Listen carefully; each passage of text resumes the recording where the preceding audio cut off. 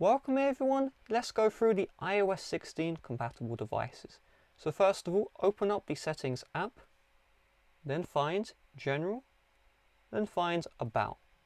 Check here model name, this will tell you the exact model of your iPhone. Some people think they have a newer iPhone model than they actually have, and when I tell them that their device isn't supported, but because they think they have a newer device, they think they are supported, then they go in the comments. So let's avoid that. Check your model name.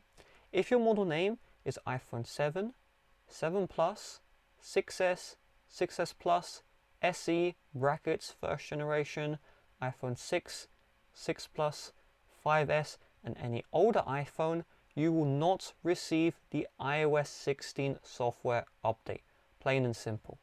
If your model name is iPhone 8, 8 Plus, iPhone X, XS, XS Max, XR, 11 or any newer iPhone, you will receive iOS 16. It's nice and simple. If your model name was one of the names I read out, they are not supported, okay? 7, 6S, etc. If you really just must check, just go to the software update, and if you don't see iOS 16 here, that means you're not supported, okay?